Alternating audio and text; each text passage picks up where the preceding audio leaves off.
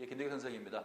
자, 오늘은 고려가요 3편을 함께 보시게 될 텐데요. 자, 모두 다 상황의 공통점을 가지고 있는 그런 글입니다. 이별의 상황이라고 하는 같은 상황인데 어떤 부분에 차이가 생기느냐 하면 이별의 상황을 대하는 화자의 태도에서 차이가 생겨요. 크게 나눈다면 하나는 이별을 수용하고 받아들이고 소극적, 체념적 태도를 보이는 시가 있고 또 어떤 다른 한편에서는 이별을 적극적으로 거부하는 시가 있을 수 있겠죠. 오늘 보실 시 3가지 가운데서 첫 번째 가신이는 전자에 포함되는 거고요. 나머지 2가지는 후자에 포함되는 겁니다.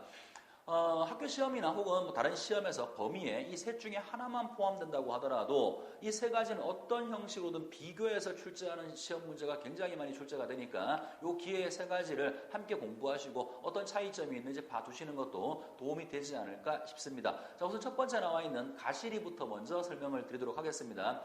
굉장히 많이 본 글이기도 하고요. 글 자체가 사연이죠.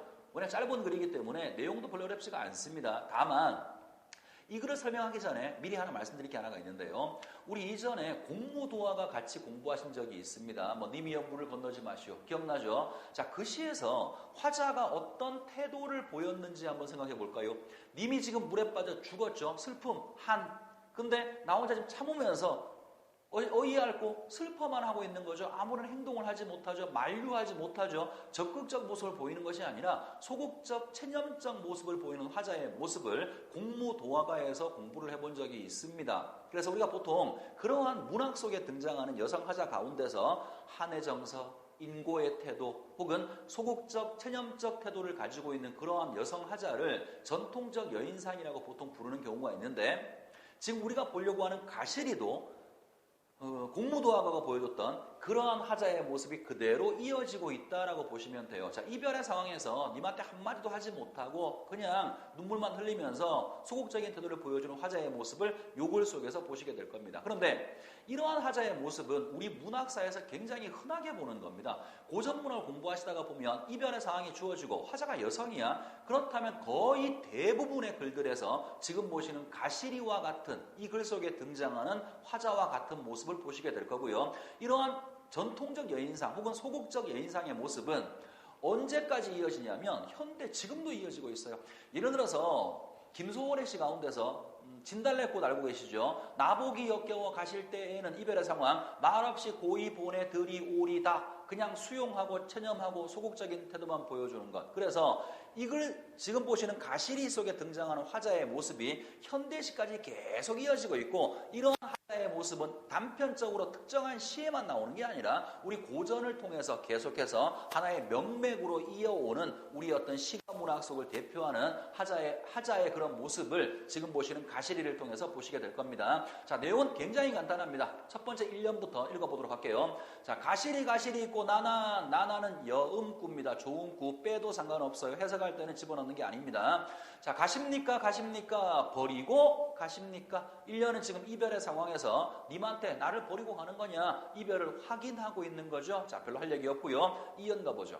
날러는 어디 살라고 하고 나는 어떻게 살라고 하고 버리고 가십니까? 자, 1년과 똑같이 이별의 상황이 나와 있는데 거기 하나 뭔가 추가된 게 하나가 있네요. 나는 어떻게 살란 말이냐? 원망이죠. 자, 2연에서는 나를 버리고 떠나는 님에 대해 원망의 마음도 함께 포함되어 있다라고 볼 수 있어요. 자, 3년부터 해석을 조금 주의하셔야 되는데요. 자, 3년을 보시면 잡사와 두어리만한 화자의 속마음을 말하고 있죠. 내 마음은 나를 버리고 떠나는 님을 잡아두고 싶은 거예요. 잡아두고 싶지만 선하면 아니올세라. 자, 리을세라 붙어 있네요. 이거 선생님이 정읍사에서 얘기한 적이 있어요. 뭐뭐 할까 두렵다라고 해석한다고 그랬죠. 그래서 해석을 해보면 잡아두고 싶지만 서운하면 아니올까 두려워 땡땡땡 잡지 못한 겁니다. 그러니까 마음은 분명히 있는데 행동으로 옮기지 못하죠. 무슨 태도? 소극적, 체념적 태도라고 얘기할 수 있어요. 이게 아무래도 고려시대니까 지금하고는 많이 다르겠죠. 남자가 떠나기로 결정을 했는데 여자가 가면 안 돼요. 거기에 반기를 들면 이런 싸가지 없는 그런 생각을 가지고 남자가 다시는 안 돌아올까봐 이 여자님 두려워하는 거예요. 그러니까 떠나는 님의 그 모습이 마음에 들진 않지만 그냥 수용하는 소극적 태도가 보여지는 거라고 이별을 수용한 겁니다. 자, 그 다음에 마지막 사연 갑니다. 서러운 님 보내옵나니 가시난 닷 도셔오셔서. 자, 닷은 뭐뭐 하자마자 이런 말이거든요. 그러니까 해석을 해보면 서러운 님을 지금 내가 보내주는데 보내옵나니 이별을 수용하는데 가자마자 가시난다 가자마자 다시 와 달라라고 재회의 소망을 살짝 이야기하면서 글을 마무리 지은 겁니다. 자, 이별의 슬픔 분명히 있어요. 그죠? 원망도 있고요. 뭐 여러 가지 이별의 상황에 놓여 있는 우리 보통 인간들의 보편적인 정서가 다 나와 있는데 우리하고 조금 다른 점이 있다면 이별을 그저 받아들이는 소극적이고 체념적인 정서가 보여진다. 요건 여러분이 반드시 가시리에서 기억을 해둬야 될 포인트가 아닌가 싶습니다. 자, 그러면 핵심 정리 간단하게 보고요. 그 다음 서경배곡으로 전락합니다. 자, 갈래 당연히 고려서경고요. 형식은 사연의 분연체고요. 오늘 글자 수는 3, 3, 2를 주로 하고 있고 3음보로 쓰여지고 있습니다. 의의 이별의 애달픔을 소박한 정조로 노래한 이별가의 절조다. 이별의 정한이 글의 주제다라고 되어 있는데 여기 선생님이 지금 적어놓지 않았습니다만 꼭 기억하실 것은 이별의 상황을 대하는 인물의 소극적, 체념적 태도가 보인다. 이건 반드시 기억을 해 두셔야 됩니다. 자, 두 번째는 서경별곡으로 갈 텐데요. 지금 우리가 봤던 가실이랑 동일한 상황인데 화자가 보여주는 태도는 완전히 다릅니다. 같은 고려가요라고 하는 한 장르 속에 포함되는 거니까 아마도 뭐 비슷한 연대에 쓰여지지 않았을까 싶어요. 그러함에도 불구하고 상황을 대하는 인물의 완전히 다른 태도가 나오니까 그 부분에 주목해서 이 글을 독해해 보도록 하겠습니다. 자, 읽어보겠습니다. 1년부터. 서경이 아질까는 여음구예요. 빼도 상관없습니다. 서경이 서울이지만, 자, 일단 자신이 살고 있는 삶의 터전, 내가 어디 살고 있는지 밝히고 있죠. 서경이 내가 살고 있는 삶의 터전이에요. 자, 그 서경이 서울이라고 말했어. 서울이라고 하는 거 보통 명사로는 한 나라의 수도를 가리키는 말이죠. 여기서는 아마 고려시대니까 지금 내가 살고 있는 이 동네가 임금님이 사는 곳이야. 자신의 삶의 터전에 대한 자부심을 보여주고 있어요. 다시 볼게요. 자, 서경이 서울이지만 닦은 곳, 자, 한 나라의 수도로서 중수한 곳, 닦은 곳, 이곳 소성경을 사랑하지만 자, 자신의 삶의 터전에 대한 자부심과 사랑한다, 애정이 드러나 있죠. 자, 일단 첫 번째, 두 번째 줄에서는 내가 지금 어디 살고 있어? 난 내 삶의 터전을 충분히 사랑하고 난 여기가 자랑스러워. 자기 삶의 터전에 대한 애정과 자부심 보여줬고요. 자, 그 다음 위 두어렁성 디렁디리는 후렴구입니다. 아무 의미 없는 것 당연히 알고 계시겠죠. 자, 그 다음 갑니다. 여해물은 길쌈배 버리고 이별한다면 길쌈배는 여성이 하는 일입니다. 옷감 짜는 거. 나의 일마저 버리고 이런 말이죠. 그러면 이까지 한번 퉁쳐볼까요? 내가 너랑 이별한다면 내가 아무리 사랑하는 내 삶의 터전이지만 버릴 수 있어. 나랑 너랑 이별한다면 내가 지금 하는 일도 모두 버릴 수 있어. 그러니까 나 데려가. 이런 말이죠. 처음부터 이별의 상황을 대하는 적극적인 이별의 거부가 드러났어. 그러니까 가시리하고 비교를 안 할 수가 없는 시인 거죠. 이해하시겠죠? 자, 한 번 더 갑니다. 서경이 서울이지만 닦은 곳 소성경을 사랑하지만 이별한다면 길쌈배마저 버리고 괴실한데 사랑해 주신다면 울면서 쫓아가겠습니다. 이게 1년의 내용이에요. 뭐라고요? 적극적 이별의 거부가 드러났다고. 이해했죠? 자, 그 다음에 이연으로 갑니다. 이연은 좀 웃겨요. 갑자기 정서가 하자의 말투가 완전히 바뀝니다. 그리고 표현 방식은 비유와 상징을 쓰는데요. 일단 한번 읽은 다음에 설명을 드릴게요. 구술이 아질까 여음구고요. 자, 구술이 바위에 떨어진들. 위 도랑성 후렴구 나왔고 긴 끈이에요. 끈이야 그치겠습니까? 서리법 쓰고 있죠. 구슬이 바위에 떨어져도 절대로 끈은 끊어지지 않는다라고 강조하고 있는 겁니다. 이게 뭘 비유하는 거냐면 한 목걸이에 묶여져 있다가 끊어졌어. 구슬이 떨어졌네? 이별의 상황이죠. 구슬이 바위에 떨어진다라고 하는 것은 이별의 상황을 비유하는 겁니다. 자, 이별의 상황이 된다고 하더라도 우리를 묶고 있던 인연을 비유하는 거예요. 우리의 인연은 절대로 끊어지지 않을 거다라고 말하고 있는 거죠. 자, 그 다음에 두 번째 갑니다. 즈문해가 천년이죠. 천년을 외롭게 살아간들 믿음이야 그치겠습니까? 마찬가지로 통사구조를 반복해서 서리법을 사용을 하고 자신의 영원한 믿음을 드러내고 있는 거죠. 그러니까 지금 보는 이연 같은 경우에는 비유와 상징을 사용해서 영원한 사랑 혹은 영원한 믿음에 대한 다짐을 드러내고 있는 게 이연의 내용이에요. 자, 뭔가 1년하고는 어조 자체가 완전히 맞지가 않습니다. 이거 왜 그렇게 되는지는 다 설명한 다음에 마지막 부분에서 한 번 더 설명을 드릴 거고요. 그 다음에 이제 서경불고 설명을 들으신 다음에 그 다음 들으실 설명이 정석가인데요. 그 정석가의 6년에 지금 보시는 여기 이연하고 똑같은 내용이 나옵니다. 1도 틀리지 않아요. 자, 왜 그런 현상이 발생할까에 대한 것은 정석가에 가서 다시 한번 설명을 드리겠습니다. 어쨌든 이연에서는 영원한 사랑의 다짐을 하고 있습니다. 자, 3년으로 갑니다. 3년은 초반부에서 화자의 발상을 잘 보셔야 돼요. 일단 읽은 다음에 먼저 설명을 드리죠. 대동강 넓은 줄 몰라서 배 내어 놓았느냐 사공아 네 각시 네 안에 네 각시가 럼란디 음란한 줄 몰라서 열배 떠나는 배 실었느냐 사공아 이까지가 사공에 대한 원망이죠. 자, 사공아라고 부르고 있으니까 첨자가 나오면 일단 대화체인 거 알고 있죠. 자, 대화체를 사용해서 우리 님을 대동강 건너편까지 실어주는 사공에 대한 원망, 제3자에 대한 원망을 하고 있어요. 속담으로 표현하면 이런 속담이 있을 겁니다. 종로에서 뺨 맞고 한강에서 눈 흘기다 들어본 적 있죠? 같은 상황이에요. 나를 버리고 떠나는 님한테 이런 욕을 해야 되는데 님한테 감히 욕을 하지 못하고 님을 실어주는 아무런 죄도 없는 사공을 욕함으로 인해서 님에 대한 원망을 우회적으로 표현하고 있다라고 말할 수 있죠.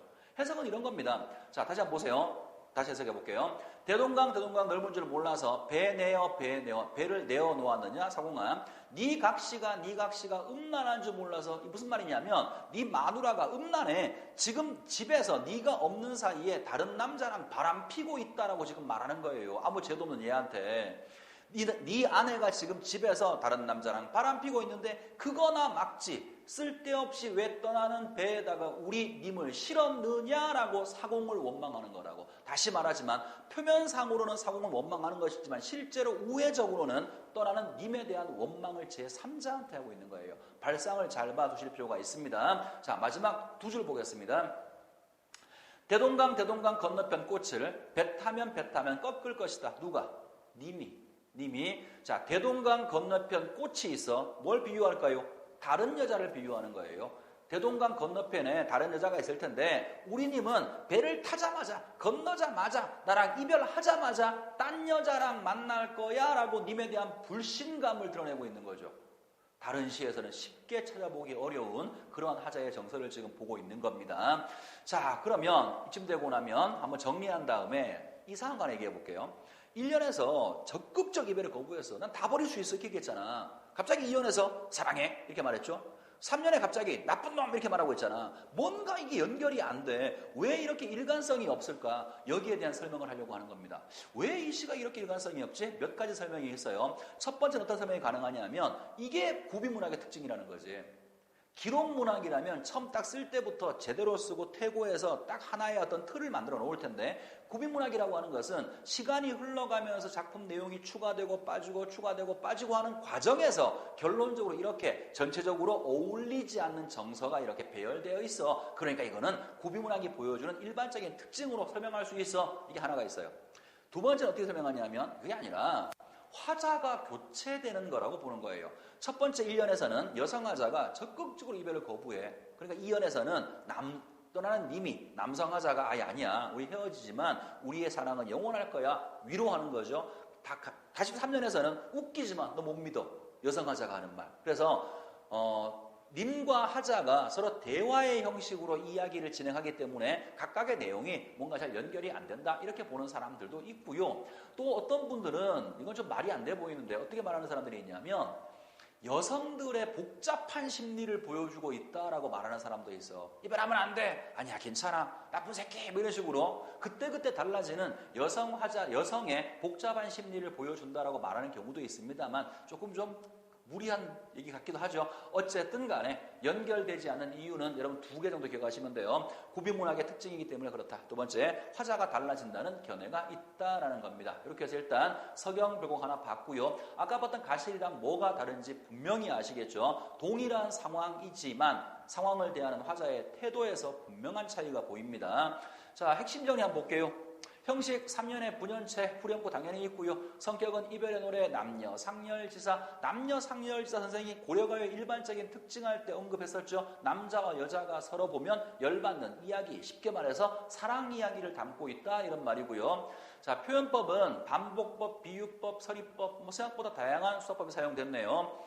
그 다음에 각 연마다 어조의 차이가 나타나 왜 그런지는 금방 설명을 드렸습니다. 운율은 3음보를 바탕으로 하고 있고요. 음수율은 3, 3, 2를 바탕으로 합니다.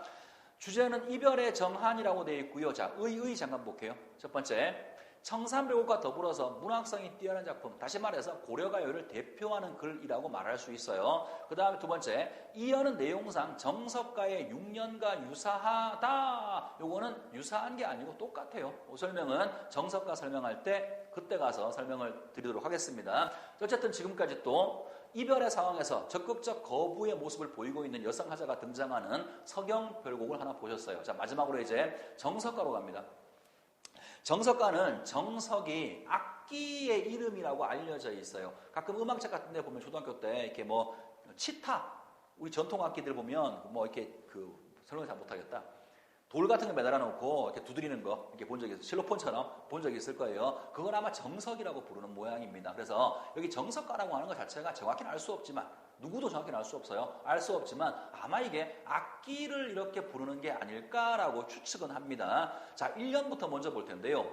미리 말씀을 드리면 이게 총 6년으로 되어 있는데 1년은 나머지 2년부터 5년과 완전히 내용이 달라요. 2년부터 5년까지는 다 떠나는 님한테 난 이별할 수 없어 이렇게 말하는 거거든. 이별을 거부하는 건데 1년은 되도 않게 태평성대를 기원하는 거예요.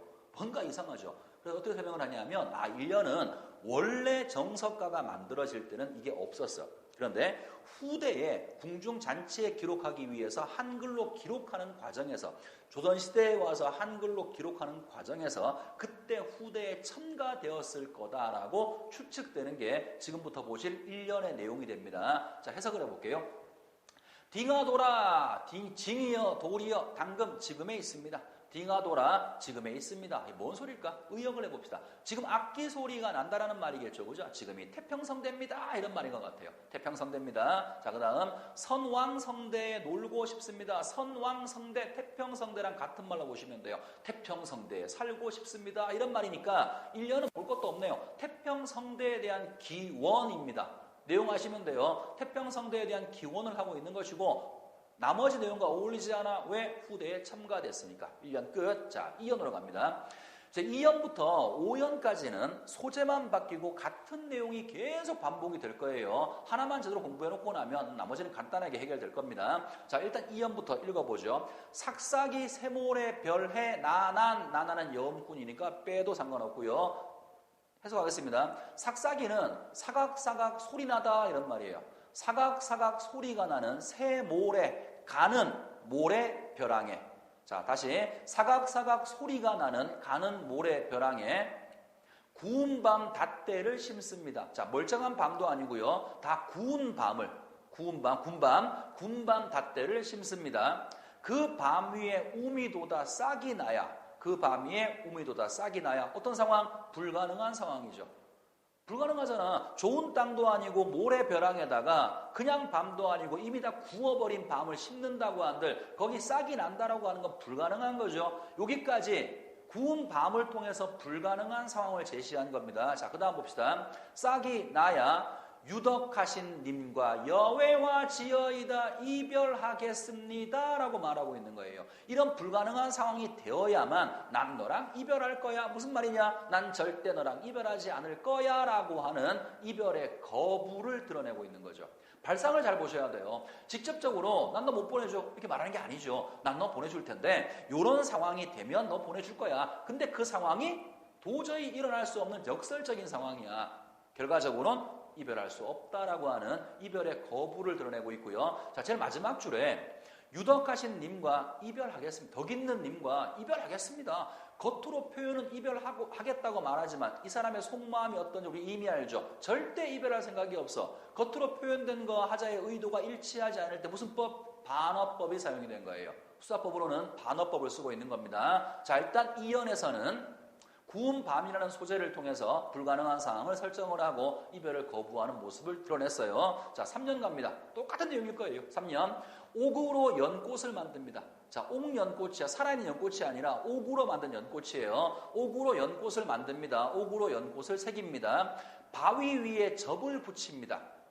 그 꽃이 삼동 새 묶음이 피어나야 그 꽃이 새 묶음이 피어나야 유덕하신 님과 이별하겠습니다. 똑같죠? 소재만 바뀌었어요. 옥연꽃이라고 하는 구운 밤에서 옥연꽃으로 소재만 바뀌었을 뿐이지 발상 똑같고 의도 똑같죠. 자, 4연으로 갑니다. 무쇠로 철릭을 말아. 자, 철릭은요 옷이에요. 새로 만든 스틸러 만든 옷이란 말이야. 자, 무쇠로 새 옷을 만들어 이런 말입니다. 자, 무쇠로 새 옷을 만들어, 무쇠로 새 옷을 만들어 철사로 주름을 박습니다. 실도 아니고요. 철사로 주름을 박습니다. 그 옷이 다 헐어야, 그 옷이 다 헐어야, 그 옷이 헐 리가 없죠. 똑같잖아요. 불가능한 상황 설정, 유덕하신 님과 이별하겠습니다. 반어법. 자, 그 다음 5연 갑니다. 무쇠로 한소, 한소는 큰 소입니다. 새를 가지고 새로 큰 소를 만들어서 철수산에 놓습니다. 철수산은요, 나무가 새로 되어 있는, 무쇠로 되어 있는 그런 산을 철수산이라고 부르는 모양이에요. 일단 상황 자체도 불가능합니다. 그죠? 새를 가지고 큰 소를 만들어서 나무가 전부 다 쇳덩이로 되어 있는 그런 산에 갖다 놓는다. 그 다음에 그 소가 철초를 다 먹어야 돼. 새로 된 풀을 다 먹어야, 새로 된 풀을 다 먹어야 똑같이 불가능한 상황, 유덕하신 님과 이별하겠습니다. 반어법을 사용해서 이별의 거부를 드러내고 있는 거죠. 자, 이제 마지막 6년인데요. 아까 우리가 서경불곡 2연하고 똑같다 그랬죠. 그죠? 보세요. 똑같죠? 똑같아요. 자, 해석 다시 해볼까요? 구슬이 바위에 떨어져 우리가 이별한다고 한들 기니야 우리의 인연이야 그치겠습니까? 천년을 외롭게 살아간들 우리의 믿음이야 그치겠습니까? 영원한 사랑의 다짐을 하고 있다라고 얘기했어요. 자, 그러면 이게 궁금한 거야. 왜 도대체 서경별곡이랑 얘랑 똑같은 내용이 들어갔을까? 또 여러 가지 견해들이 있겠죠. 기록하는 당시에 잘못 기록했다. 하나 가능하고요. 자, 보통 어떻게 설명하냐면 이것도 구비문학의 특징으로 설명을 해요. 이때는 저작권도 없고 그냥 주위에서 흔하게 하는 노래인데 들어봐도 귀에 꽂히네? 여기다 한번 써봐야지 가지고 들어와서 집어넣는 거예요. 서경별곡에서 먼저 썼는지 정석가에서 먼저 썼는지 모르겠습니다. 모르겠지만 구비문학에서 당시에 유행하던 구절을 차용해서 사용하는 그런 경우가 있었기 때문에 우연히 두 개의 노래에서 같은 구절이 들어가 있다라고 설명하는 게 일반적인 것 같아요. 구비문학의 특징으로 설명을 하는 것이 일반적 설명처럼 보입니다. 자, 핵심 정리 한번 볼게요. 불가능한 상황 설정을 통해서 임과 이별하지 않겠다는 하자의 강한 의지를 반어적 역설적으로 표현하고 있는 고려가요다. 뭐 당연한 거고요. 자, 표현, 역설법, 반어법, 과장법 이딴 거 써있고 뭐 서리법도 있고 사실 되게 많죠. 상징도 있고요. 그 다음에 운율은 대체로 3음보, 3, 3, 2조. 고려가요는요, 딱히 3음보로 딱딱 떨어지지 않아요. 부분적으로 뭔가 운율이 좀 파괴되어 있는 부분들이 있는데 이걸도 그렇다고 하더라도 기본적으로는 3음보에 바탕을 둔다라는 겁니다. 그 다음에 주제는요, 임에 대한 영원한 사랑 플러스 뭘까요? 이별의 거부와 임에 대한 영원한 사랑이라고 해야 더 정확할 수 있을 것 같아요. 자, 오늘 세 가지 작품을 봤습니다.